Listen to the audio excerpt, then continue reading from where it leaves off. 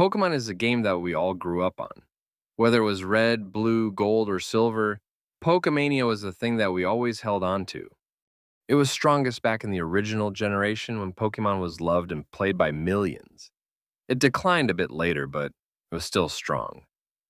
That, however, does not concern us. We're focusing on the beginning. The year was 1996. Pokemon Red and Green had just been released in Japan. It was a craze that was sweeping the country and would soon expand beyond its shores. Millions of little kids loved the game, and those numbers were only growing. It was like it formed some kind of connection with them. Like it plugged right into a primal part of their brains, collecting, battling, training. They loved it. Of course, that's just a metaphor. There was no connection there. It wasn't anything supernatural, totally normal. It was just a fun, addictive game. A landmark game to be sure, but a game nonetheless. Now let's take a break from Pokemon for a second. This is relevant, I promise you. There's a thing called a tulpa. It hails from Tibet. It's a bit complicated, but basically it's a mental discipline/theory. Also known as a thought form, it is described as giving palpable being to a visualization. Basically, by focusing on something to the exclusion of all else, you can breathe a kind of life into it. It's not real, of course. It's a kind of psychological trick, or so they say. By convincing yourself that something is real, you can actually fool yourself into believing it. It's very rare to see a tulpa being performed. It's incredibly difficult, fiendishly simple, and yet very few can do it. You see, you have to totally believe, 100% without a single doubt in your mind, the kind of faith that motivates entire religious movements or that can make an army march to an impossible victory. Just from the description, you should know that it takes someone truly special to pull it off. That's why it is so rare. But there's another way. You see, a group of people can do it a bit more easily. Not much, but if everyone focuses on something that's similar, they can generally help form a small tulpa without much trouble. The bigger the group, the easier it is. See where I'm going with this? Some say that tulpa can form naturally, that a large enough group of people will begin to generate their own. That could be the origin of some religions, of belief in magic. Enough people get together and decide the same thing, and maybe in ones or twos, they can't really do much. What about in thousands, in millions? What kind of tulpa would be born then? There's a theory going around. Slenderman, tall, thin, and faceless? He's a tulpa, dreamed up by something awful. I won't really go into the specifics as it's not our point. But what I am trying to get across is that he is a thing dreamed up by a dozen or so people. Dedicated people, yes. People who loved horror and who put their all into it. But in the end, only a few. Pokemon was different. Imagine it, millions of children all gazing down at their Game Boys, playing, raising, believing. It's the kind of thing that could never happen without such a widespread effort. Even thousands of them wouldn't be enough, because the belief is so fickle. None of the kids really genuinely thought that Pokemon were real. It was more like a thought, wouldn't it be cool if... But that was okay. Because even when one child stopped believing, there were more, so many more. But how could such a game form a tulpa? Don't they have to believe in something similar? You can't just say that they believed in Pokemon itself. It doesn't work like that. No, it might be more true to say that they believed in the world of the game, the world of Pokemon in their cartridge. The game itself was the focus of all their attention. So maybe the game itself became the tulpa. They wouldn't be many, but now and then maybe a tulpa would be born. Specifics would depend on the child who owned, but there would be some similarities. The world would be more real, maybe even have a mind of its own. Recorded tulpa are sometimes known to be able to think for themselves, to make choices and know things that no single member of the group that created them could possibly know. Indeed, once they pass by a certain point, they no longer even need the belief that gave them birth. They become self sustaining, a living concept. When people who know what they are doing create one, they always include a kill switch. It's so that if the tulpa becomes like this, if it passes that point, it can't go out of control. But what about people who don't know what they're doing? They wouldn't know to include such a thing. Picture it now across millions of homes. A handful of games become something a little bit more. Maybe the kids didn't notice. By the nature of the tulpa, they would always have seen it that way. Maybe sell them off, maybe throw them out. The tulpa had long since passed the point where it needed them. But still, Pokemon is about trust, friendship. What does a tulpa feel like when it is abandoned? Maybe it seeks revenge? What if such a game were sent out into the world, bought by an unsuspecting gamer? They would play it to find it twisted, a mockery of what it once was. If they were lucky, it would only shock them. Not all tulpa are created equal. The unlucky might meet a worse fate. What's the worst that you can imagine?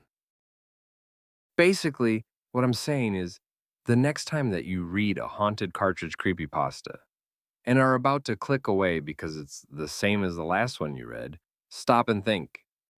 Maybe it's the same because it isn't made up. Maybe there are still tulpa out there, abandoned, awash with anger, resentment. But this is just a theory, of course. Such a thing is quite impossible. Even if it were, why would a tulpa be created by focus on a game? It's just ones and zeros, right?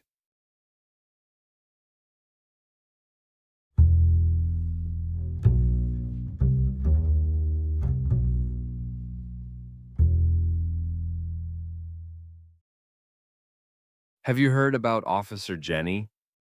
Not many people have. There's just something off about her. Imagine it. You're a rookie trainer that just came to your first big town.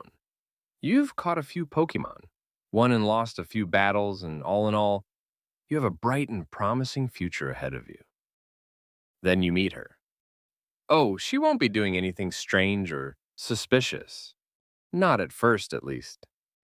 Maybe she'll be walking the street on a patrol or investigating some minor crime. It's always a minor one, you see. When was the last time we ever had a major crime? A murder or kidnapping or arson? Well, there's a reason for that. But we'll get to that later. Let's focus on our police officer for now. So you're walking into town for the first time, and you see her looking right at you. Maybe the two of you talk. She seems friendly enough, if a bit focused. But you can't shake the feeling that she isn't looking at you so much as she is locked on you, like you're a piece of meat. That's if you notice the feeling at all. She does her best to minimize it, though she can never get rid of it totally. What you're feeling is a natural reaction to seeing something pretending to be human. There's a scientific name for it, but to a layman, it is when something is trying so hard to look like one of us that only the smallest, subtlest hints exist that it isn't so. That feeling you get, it's a warning. Your brain doesn't realize it, but your subconscious does. It wants you to run, but you should never ever do that. If you do, you'll get her attention. If you're lucky, she won't choose you. She is picky. She doesn't select just everyone. Only 1 in 1,000 or so are worth the risk. If you're unlucky enough to be that one, you'll have a few more warnings before the end. First, you'll see her more and more, always doing something, always working away busily in the background, but the very presence of her will be sure to affect you in some manner. A lot of people develop a dislike of the color blue, which is what she likes to wear most. You can run now, but really it won't help. After all, there's a Jenny in every town worth the name. Really, at this point, the best you can do is just relax and let it overtake you. You'll never escape, and for the first few weeks, it will seem almost nice. The best thing that ever happened to you, even. You'll begin to dream of her, of Jenny. Just what the dreams consist of. doesn't matter. Only that they will bring you great pleasure and fulfillment. You'll start to win more battles. Everything you do will work perfectly. It'll be like a dream come true. But it's a dream that's about to turn into a nightmare. You'll become tired. Simple tasks become much harder to do, and your memory will begin to go. You'll start to misremember things or remember things that haven't happened yet. We're not really sure why she does that. Maybe it amuses her. Anyway, one day after the first 2 to 8 weeks, you'll see Jenny again. But this time, you'll see her how she truly is. Just what she looks like under that disguise, I can't say. No one who has seen it has survived. It's a sign, see? When you see that, it means you're ready. And she knows instantly the second you see it. That'll be the last night of your life. She'll come for you, cloaked in shadows. No busy work to distract you this time. She's not hiding why she came here. If you're not smart enough to figure it out before that, now you'll know for sure. Her face will look different. At first, you'll think it's changed somewhat, but really it hasn't. This is just the first time you've seen that look of hunger on a human face.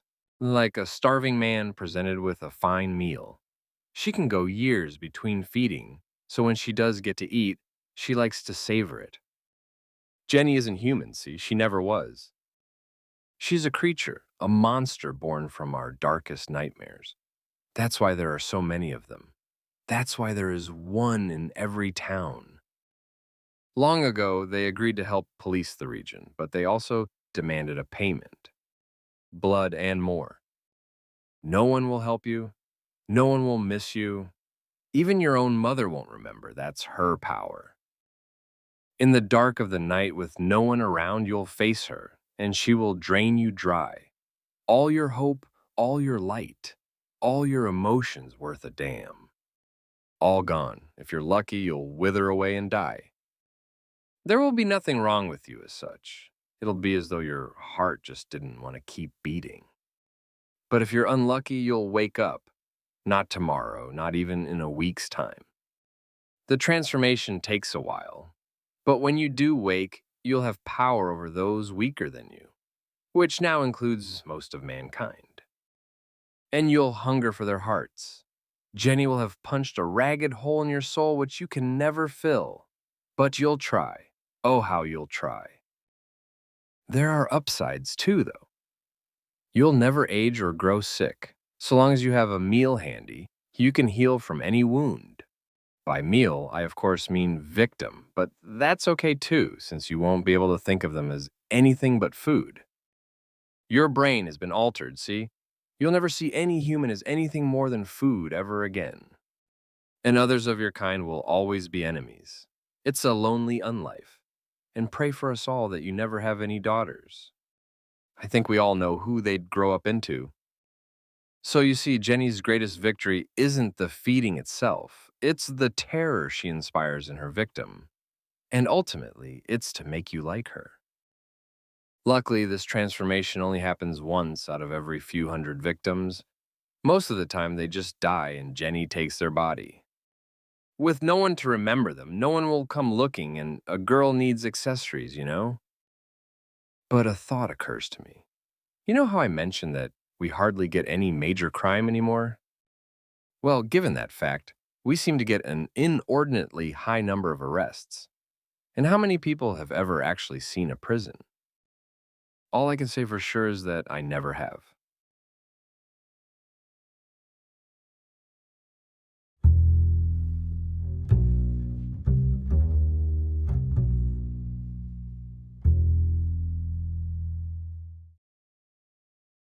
Everybody that dwells in Kanto at least heard about that rumor, which says Misty, Cerulean's gym leader, is a mermaid. Well, there aren't any proofs for this rumor, but the believers of it are a big group of people. But for some people, that's nothing but gossip. And some of the people do think they have valid proofs, but these pictures and sound recordings aren't really recognizable in any way. Despite all this, Mary never believed it. She lived in Cerulean and actually hated all the attention Misty had on herself, just because of a crappy neighborhood gossip.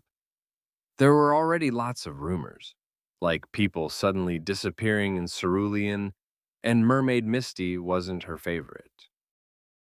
Mary really loved water. She even had all three of her Pokemon in water type. She went swimming even if it was winter, but she saw not even a mermaid. But a few years ago, when it was fall, she went swimming once again, as she did regularly. But the weather wasn't really nice to her, because it was freezingly cold and cloudy. But she never cared about it at all and went swimming again, with her Psyduck named Coco, Poliwag named Coral, and Seal named Butter. They smoothly swam together and laughing and having fun, until Mary noticed something, a thing that started to fill her with fear. Butter wasn't around. He would never swim without his friends. She called out for him, yelling his name loudly through the sea. Butter? Butter! Where are you, buddy? Come out. I have some berries for you. As she went on, she lost her hope even more.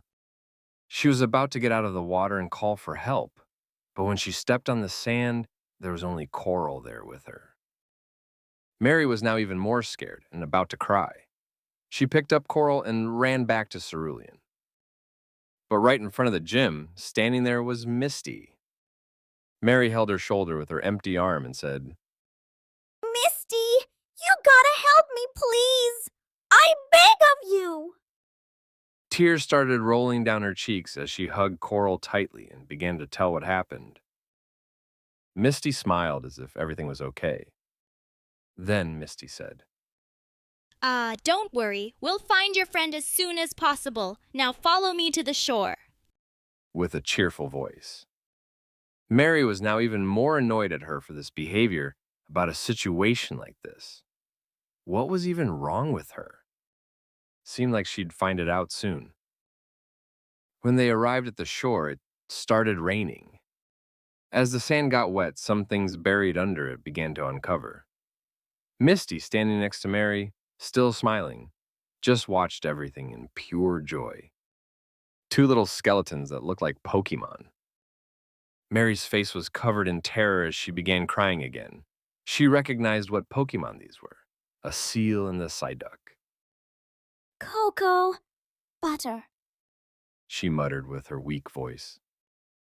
Misty tilted her head and stared at Mary's fearful face, still smiling, but now even wider than ever before.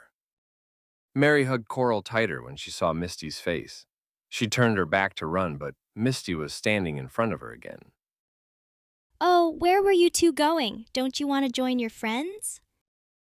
She then chuckled and pushed Mary, with Coral she's still holding, so hard they fell deep into water. When Mary opened her eyes, she saw that she was all alone, but she heard a slight screech coming from not so far. She turned towards the noise and she saw a silhouette with a long, torn-looking fishtail and a hair that only Misty could have. Then the silhouette grew rapidly larger as Misty swam closer to Mary. She tried to escape swimming, but a menacing claw pierced through her chest before she could. After only a second, Misty started biting her harshly, not even waiting for her to die. The last thing Mary saw was Misty's terrifying face and sharp teeth. Coral was still alive, so she tried to escape. She reached the shore, but something held her very tightly from her tail and pulled her back. She let out a small scream. But after that, everywhere was silent, with no sound but the rain gently dropping on the sand, sea, and the remainings of two poor Pokemon, which Cerulean Siren, also known as Misty of All Seas, had feasted on.